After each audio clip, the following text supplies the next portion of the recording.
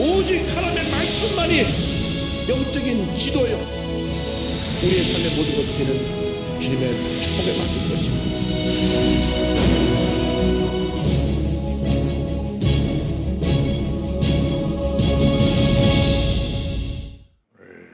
하나님의 사람 다윗에 대해서 지난주에 이어서 함께 말씀을 공부합니다.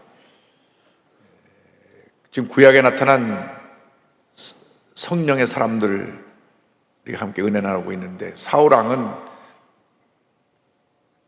기름 부음 받고 이스라엘의 초대 왕으로 선택되어서 성령이 그와 함께해서 그를 세우셨는데, 그는 참으로 겸손하고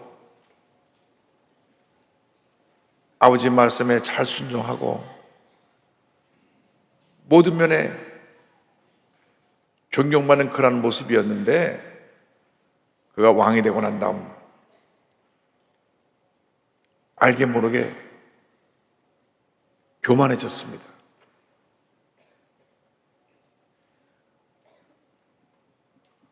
우리 예수 믿는 사람들에게서 가장 큰 적이 교만입니다. 교만은 뭐냐?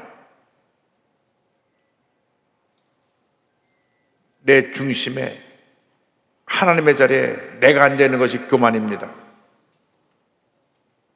분명히 나는 하나님의 은혜로 구원받아 하나님의 자녀가 되었는데, 나 같은 죄인이 구원받아 하나님의 자녀가 된 것을 너무너무 감사해서 나는 아무것도 아닙니다, 오직 모든 게 주님의 은혜입니다 이렇게 고백해야 되는데, 내가 잘 될 때, 무슨 감투를 썼을 때, 어떤 권세를 가졌을 때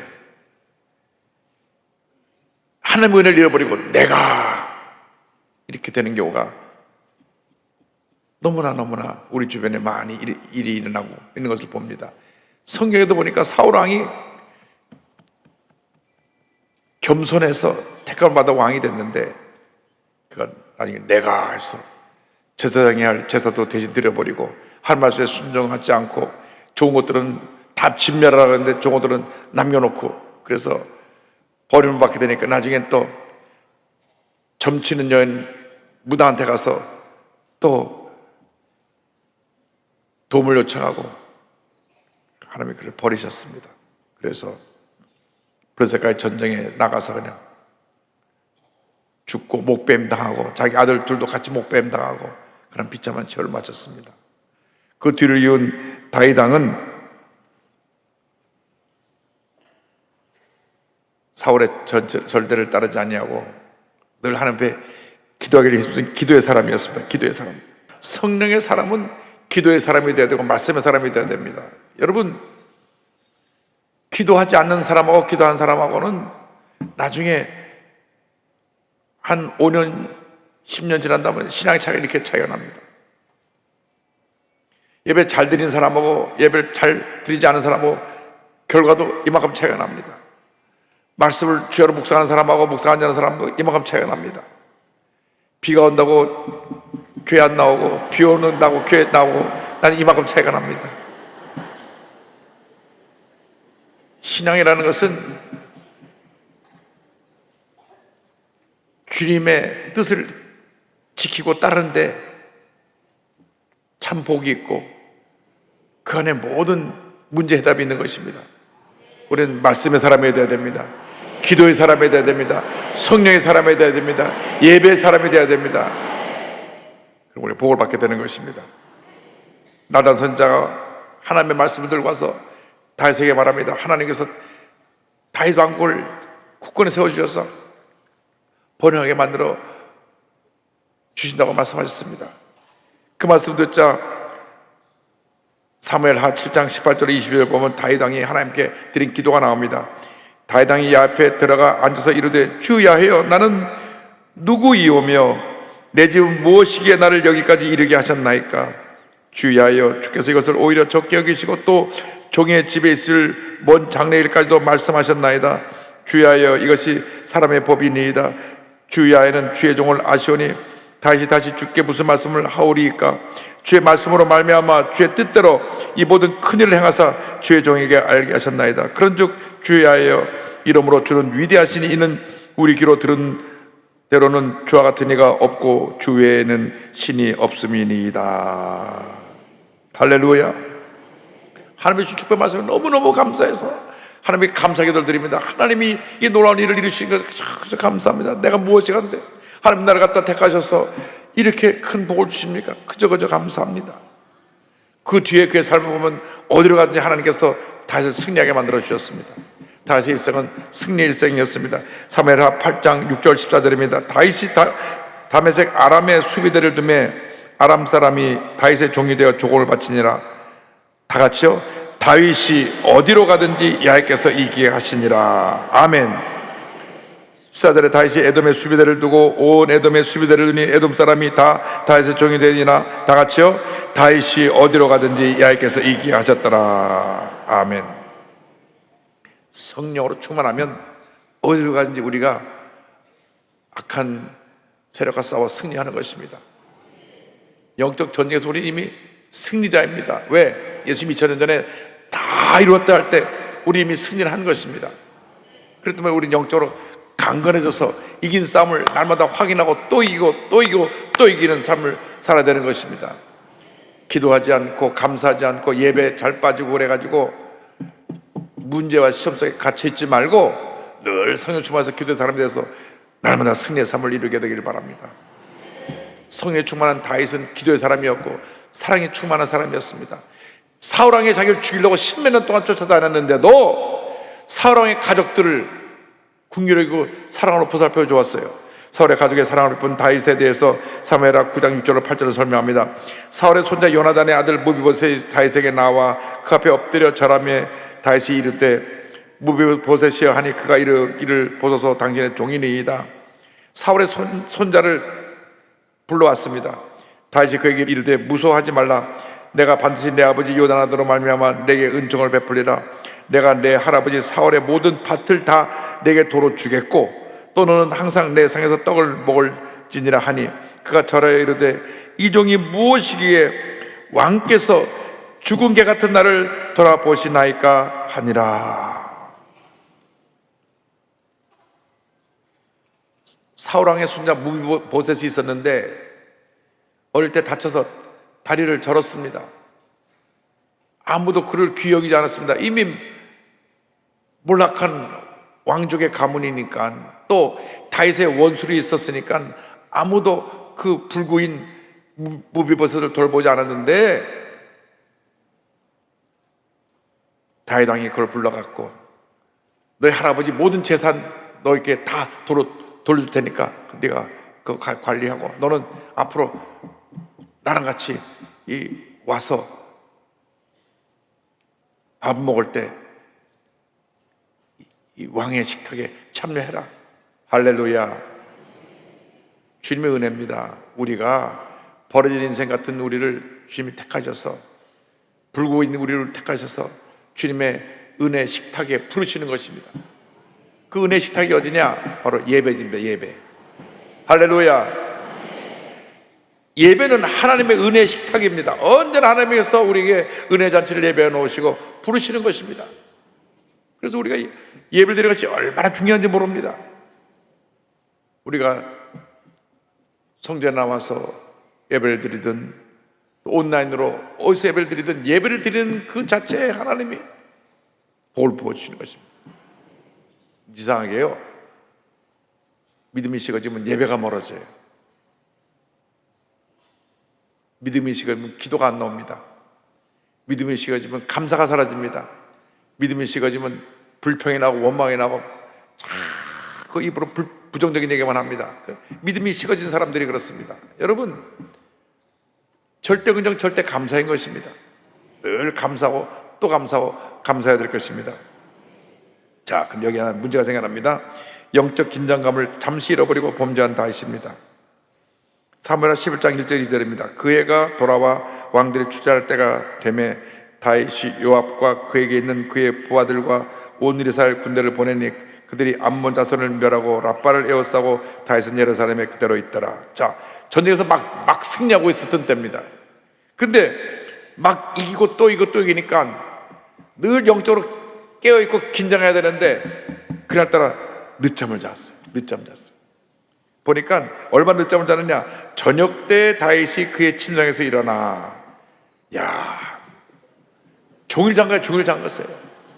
얼마나 피곤했으면 매일같이 새벽 기도를 들어서 그런지 몰라도 다윗이 잠을 늦게 함께 자다 일어나갖고 왕궁 옥상에서 거닐다가 그것을 보니 한 여인이 목욕을 하는데 심히 아름다워 보이는지라. 이 오후 늦게 일어나서 또 왜 왕궁이 높이 있으니까 남의 집은 또 내려다봤는지 모르겠어요. 또 하필이면 내려다보는 집에 그 여인은 또 왜 거기서 목욕을 하고 있는지 모르겠어요. 참 마귀의 역사를 내면 다 이렇게 각본을 짜놓고 그 함정에다 잡아놓는 것입니다. 첫째로 다윗이 영적으로 깨어서 오늘 새벽에 나서 새벽 기도 드린 여러분들처럼 새벽에 새벽 기도 드렸다면 이런 일이 안 일어났어요. 영적인 잠을 잔 것입니다. 영적인 잠을 자면 사탄이 공격합니다. 사탄은요, 우리 주변을 늘 이러고 보고 있다가 이 사람이 언제 예배 빠지나, 언제 불평하나, 언제 기도를 게을리 하나, 언제 성경을 소홀히 하나, 언제 마음에 기쁨이 사라지나, 이때를 보고 탁 공격해오는 것이 마귀 역사입니다. 늘 깨어 있어야 돼요. 영적으로 늘 깨어 있어야 됩니다. 근신하라, 깨어라. 너희 대적 마귀가 우는 사자처럼 산길자를 두루 찬다는 말씀이 그것입니다. 깨어 있어야 돼. 영적인 잠을 자면 사탄의 공격이 옵니다. 사도행전 가면요, 유두고라 하는 청년은 영적인 잠과 육적인 잠을 함께 잤어요. 사도 바울이 밤늦게까지 설교하니까 저 3층 저 뒤 창문 옆에 앉아갖고 바람 솔솔 불어오는데 졸다가 떨어져 죽었어요. 야, 예배보다 떨어져 죽는 사람이 다 있어요. 절대 졸면 안 됩니다. 그런데 다윗이 그 일로 말미암아 범죄를 하게 된 겁니다. 여러분, 절대로 여러분 영적으로 깨어서 그 범죄의 현장에 가면 안 됩니다. 모든 걸 다 단호하게 차단해야 되는 것입니다. 보지 않아야 될 유튜브를 보고 나서 거기에 빠져들어가는 것, 이것이 범죄 현장에 들어가는 것입니다. 늦잠 잔 다윗하고 뭐 달라요? 필요 없는 범죄 현장의 유튜브를 보도 빠져들어가고 흑암의 권세에 빠져들어가는 게 탁 낚아채는 것입니다. 부정적인 얘기를 듣고 그에게 내가 사로잡히면 잡히는 것입니다. 사탄아 물러가라. 우리는 절대 긍정 절대 감사합니다. 늘 감사하고 찬양하고. 여러분, 전 유튜브에서 든 것은 찬송밖에 없습니다. 유튜브에 가면요 10시간 광고 없이 무조건 찬송 계속되는 거 있어요. 10시간 8시간. 그럼 틀어놓으면 하루 종일 찬송만 나와요. 얼마나 감사합니까? 여러분, 은혜 받는데 최선을 다해야지. 이렇게 넉넉히 영적으로 무너지면 고난이 다가옵니다. 그래갖고 그 범죄로 말미암아 그 여인의 남편이 죽게 하고 태어난 아이도 죽임을 당하니까 다윗이 눈물 하나님 회개합니다. 회개와 고난이 이어집니다. 다윗의 회개가 12장 13절 14절입니다. 다윗이 나단에게 이르되 내가 야훼께 죄를 범하였노라 하매 나단이 다윗에게 말하되 야훼께서 당신의 죄를 사하셨나니 당신이 죽지 아니하려니와 이 일로 말미암아 야훼의 원수가 크게 비방할 것을 얻게 하였으니 당신이 낳은 아이가 반드시 죽으리이다 하고 하나님의 심판이 임했습니다. 그래서 그 아이가 죽었어요. 눈물로 금식하며 기도했지만 죽었어요. 너의 죄는 사함받았지만 죄에 대한 형벌은 너의 아들에게 임했다. 그때 다윗의 눈물로 기도한 기도가 시편 51편입니다. 51편에 보면 11절에 아주 우리가 주목해야 될 말씀이 있습니다. 나를 주 앞에서 쫓아내지 마시며 주의 성령을 내게서 거두지 마소서. 주의 성령이 굉장히 중요한 겁니다. 여러분, 이 세상 살아가는 동안 제일 중요한 것은 주의 성령을 내게서 거두지 마옵소서. 성령 충만이 사라지면요 여러분 죄덩어리가 돼요. 죄악이 그렇게 강하게 여러분을 지배하고 있기 때문에 성령 충만을 늘 유지해야 되는 것입니다. 또 충만하고 또 충만하고 또 충만해서 흑암의 권세를 물리쳐야 되는 것입니다. 나쁜 생각, 부정적인 생각, 음란한 생각 다 쫓아버리고 주님 기쁨으로 충만해야 되는 것입니다. 그래 우리가 이기는 것입니다. 다윗의 고난이라고 합니다. 아이의 죽음입니다. 10장 18절에 1년 만에 일주일 동안 금식하며 기도했는데 아이가 죽었어요. 그 아이가 죽으니라. 그러나 다윗의 신하들이 아이가 죽은 것을 왕에게 아뢰기를 두려워하니 이는 그들이 말하기를 아이가 살았을 때 우리가 그에게 말하여도 왕이 그 말을 듣지 아니하였나니 어떻게 그 아이가 죽은 것을 그에게 알릴 수 있으랴. 왕이 상심하시리로다 함이라. 자, 한 아들이 죽었죠. 그 다음 그 큰아들 암논이라고 하는 녀석이 있는데 그 압살롬의 또 다른 아들 압살롬의 누이 다말을 갖다가 해코지를 해가지고 또 문제가 생겨납니다. 이게 다 다윗의 자식들 사이에 생겨난 문제입니다. 그러니까 압살롬이 자기 누이가 피해를 입었으니까 마음에 복수의 칼을 가르고 있다가 그 다윗의 아들들을 다 불러 자기 집에 불러갖고 그 암논을 쳐 죽입니다. 암논이 장손이었기 때문에 큰 형을 쳐 죽였어요. 다윗은 자기가 범죄로 말미암아 자기가 낳은 아들도 죽었죠. 장손도 죽었죠. 그 또 압살롬의 누이도 피해를 입었죠. 온 집안에 풍지박산이 났습니다. 사무엘하 15장 28절입니다. 압살롬이 이미 그의 종들에게 명령하 이르기를 너희는 이제 암논이 마음에 술로 즐거워할 때 자세히 보다가 내가 너에게 암논을 치라 하거든 그를 죽이라. 두려워하지 말라. 내가 너에게 명령한 것이 아니냐. 너희는 담대히 용기를 내라 한지라. 쳐 죽였어요. 다윗이 울며 통곡했지만 과거는 돌이킬 수 없는 것입니다. 그러므로 여러분들이 늘 정신 차려서 성경에서 우리에게 다 보여줬는데 잘못된 길로 가지 않게 되기를 바랍니다. 늘 깨어있게 되기를 바랍니다. 어떤 경우에도 이러한 올무에 걸리지 않게 되기를 주님으로 축원합니다. 그 다음에 그 아들 압살롬이 반역을 합니다.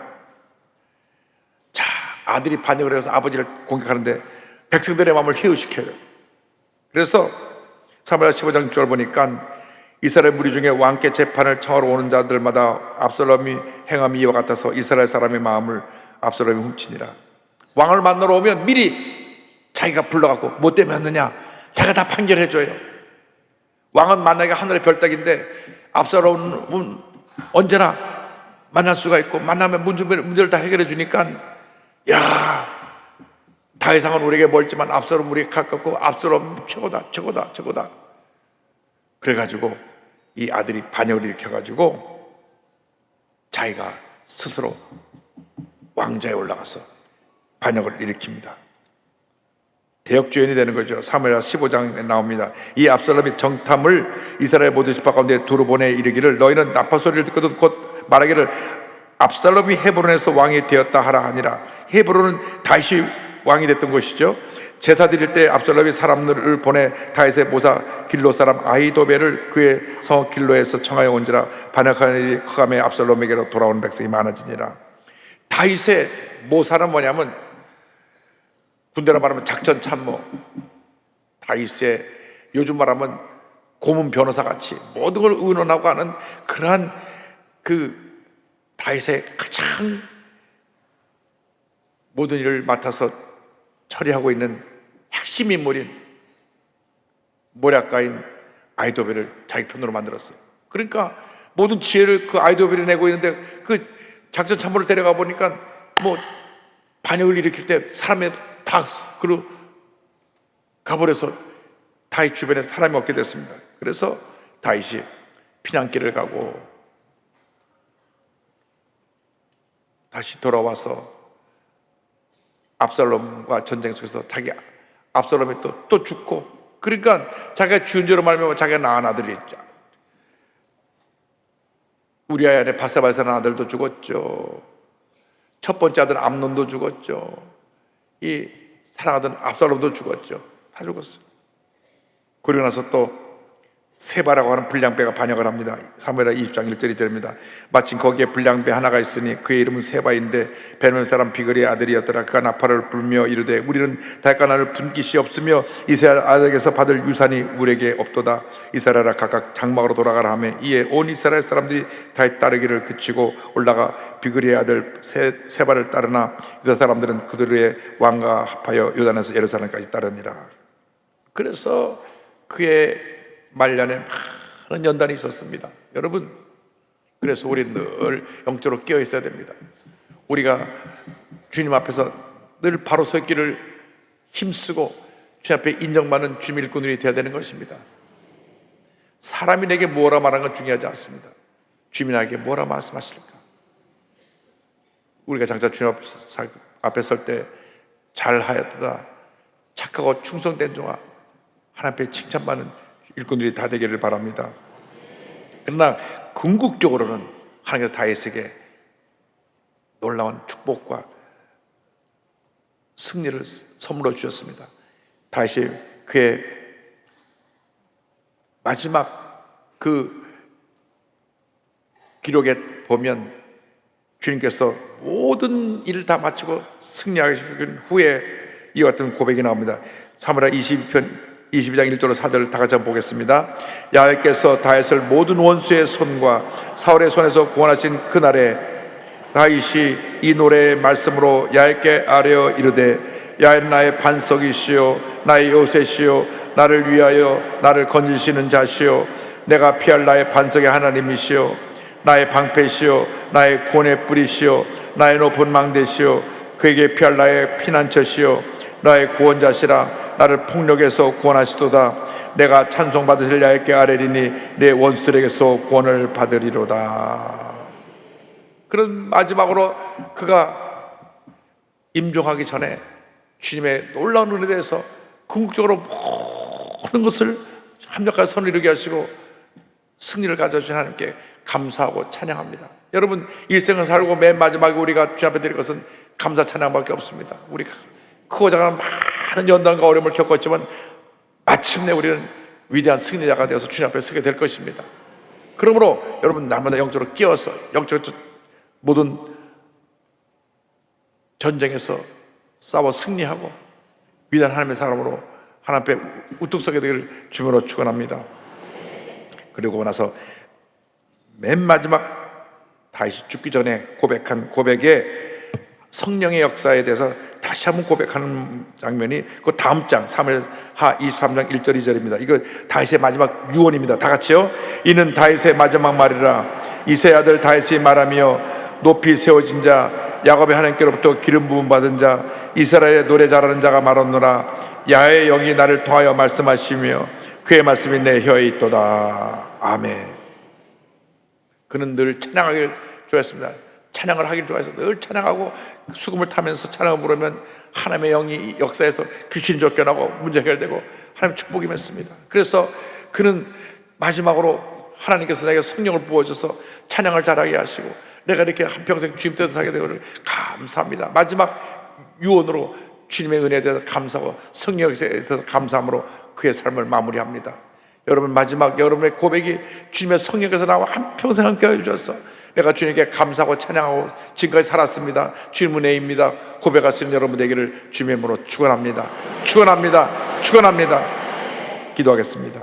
사랑과 은혜와 자비가 원하신 하나님 아버지, 다윗의 일생이 성령이 함께한 일생이어서 한 번 실수는 했지만 다시 그 회복되어 마지막에 영광스러운 최후를 맞이하게 된 그 역사를 바라보며 우리 모두가 주님 앞에서 영적으로 깨어서 성령의 사람으로 한평생 주님 앞에 귀하게 쓰임받다가 주님 앞에 서서 칭찬받고 주님 앞에 귀 여김받는 우리 모두가 될 수 있도록 은혜 내려 주옵소서. 예수님의 이름으로 기도드립니다. 아멘.